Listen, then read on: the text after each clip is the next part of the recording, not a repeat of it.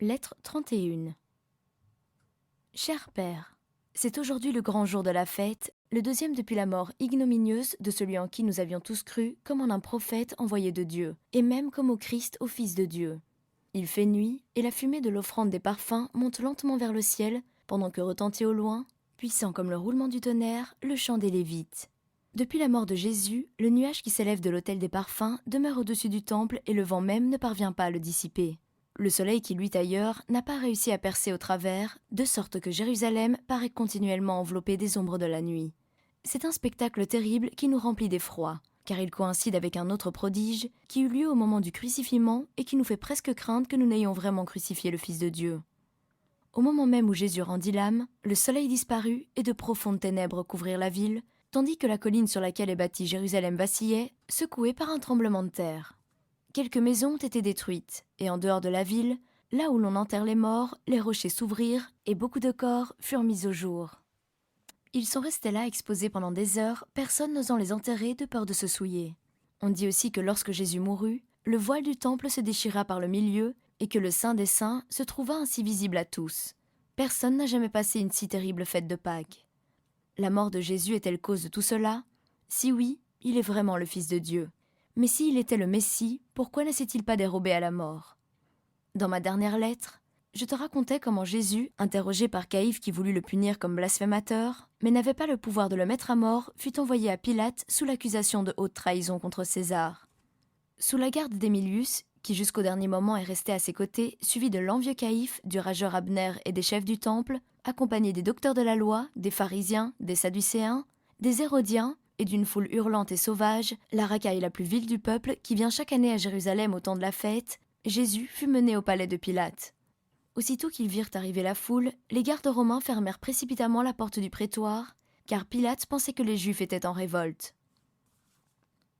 Quand Émilius eut dit au chef des gardes que les Juifs voulaient accuser Jésus devant Pilate, il fut introduit avec un certain nombre de gens dans la cour extérieure d'Antiochus. Mais aucun des Juifs ne voulut dépasser la statue de César de peur de se souiller. Le gouverneur parut et demanda à Émilius: « Que signifie tout cela, centenier? Qui est ce prisonnier ?» « C'est Jésus, surnommé le Christ, le prophète de Galilée. Les Juifs veulent sa mort et l'accusent de blasphème et de... Que m'importent leurs affaires de religion et de culte à leur Dieu? Qu'ils le condamnent d'après leur loi, dit Pilate d'un ton indifférent. Mais, noble Pilate, dit alors Caïphe, d'après notre loi, il mérite la mort. Et tu sais fort bien que si nous pouvons condamner, nous n'avons pas le droit de mettre à mort. Tu as bien dit. Mais voulez-vous donc que je mette à mort l'un des vôtres pour avoir blasphémé contre votre Dieu? Dans ce cas, prêtre, ajouta Pilate avec un sourire moqueur, nous autres Romains, nous blasphémons chaque jour car nous ne voulons rien avoir à faire avec votre foi. Rendez donc la liberté à cet homme. Je ne vois en lui aucune faute qui mérite la mort. Alors, il ordonna à Émilius de lui amener le prisonnier. Pilate regarda Jésus avec compassion et intérêt et dit à l'un de ses subordonnés: « Voilà une prestance divine digne d'Apollon ou de l'un des plus grands dieux. Le ciseau de Praxitèle ou de Phidias n'a jamais sculpté de figure aussi majestueuse. » Jésus, pendant ce temps, se tenait immobile devant son juge.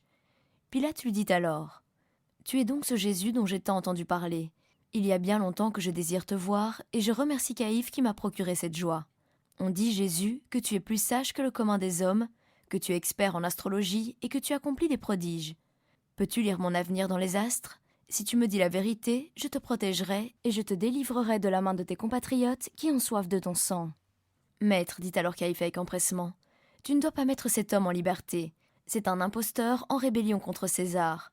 Je l'accuse devant toi de se proclamer roi des Juifs. »« Es-tu donc roi ?» demanda Pilate. Et en disant cela, l'orgueilleux Romain jeta un regard de pitié sur l'habit déchiré du prophète.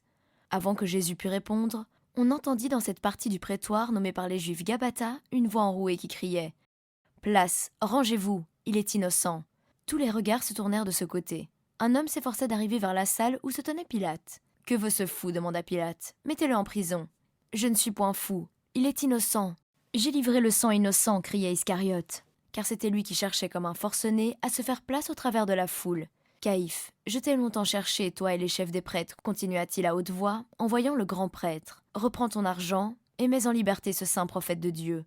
Je vous jure par l'autel qu'il est innocent. Si vous lui faites le moindre mal, la colère de Dieu vous atteindra. »« Que nous importe, c'est ton affaire, » répondirent Abner, les chefs des prêtres et les anciens. « Ne le remettrez-vous pas en liberté si je vous rends les 30 pièces d'argent » cria Judas, pris de désespoir et s'agenouillant devant Caïphe. Mais celui-ci se détourna de lui. Quand Judas comprit que la confession de sa faute ne pouvait sauver Jésus, il partit avec le désespoir et la rage dans le cœur.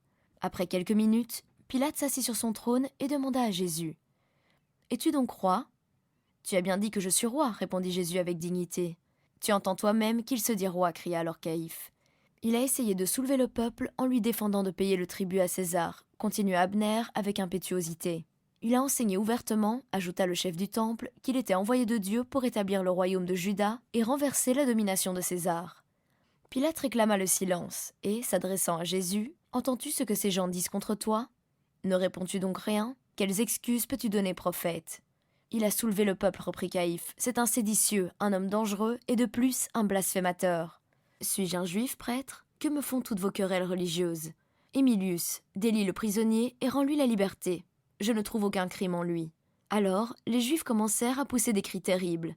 Et Caïphe, oubliant la crainte qu'il avait de se souiller, pénétra dans la salle et leva la main vers Pilate en s'écriant : « Si tu délivres cet homme, tu n'es pas ami de César. Celui qui, sur le territoire de César, se déclare roi, est en rébellion contre l'empereur. Il a soulevé toute la Judée depuis la Galilée jusqu'ici, et tu dis que tu ne trouves pas de crime en lui ? » Pilate, entendant parler de la Galilée, demanda si le prisonnier était galiléen, et comme le prêtre furieux répondait affirmativement, le gouverneur dit à Émilius : « Ne les délie pas.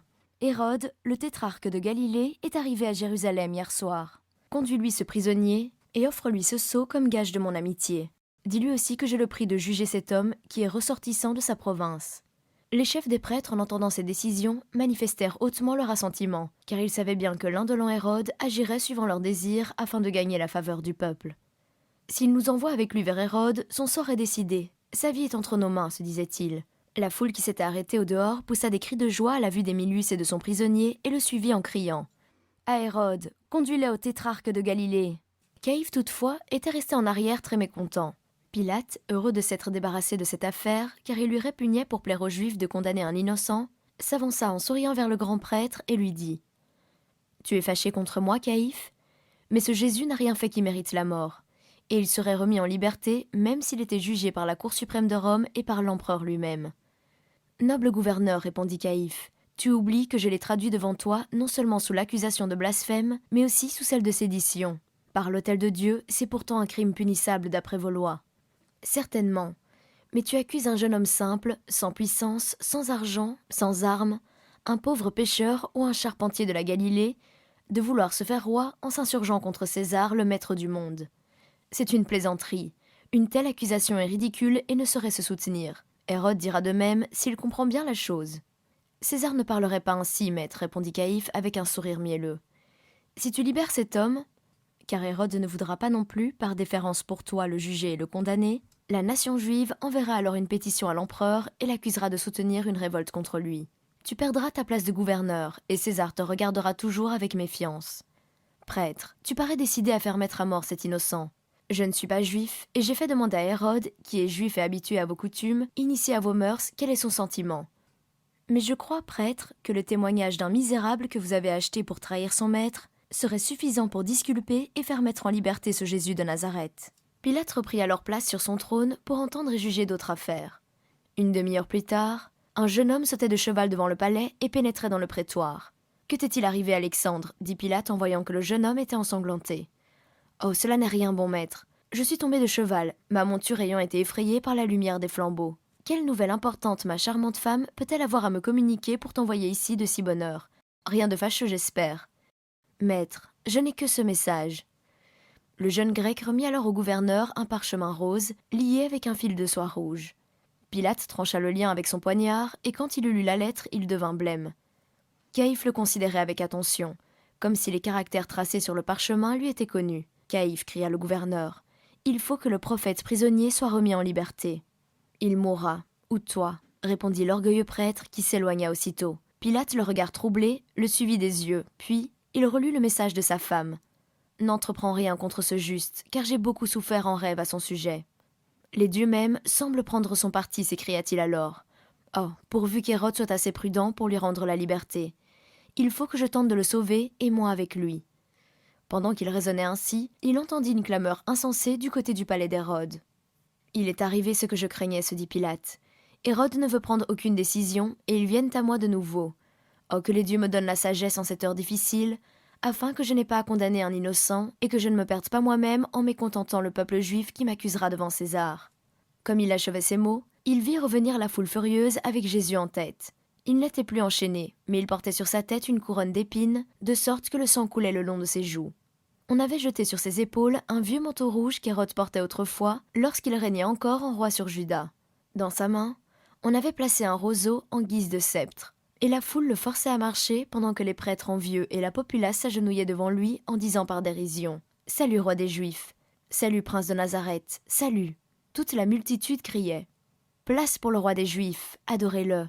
Voilà le grand Jésus, le roi de Nazareth. Voyez sa magnifique couronne. Voyez son manteau royal et son sceptre éblouissant. Agenouillez-vous, homme de Juda. Jetez-vous à terre devant votre roi.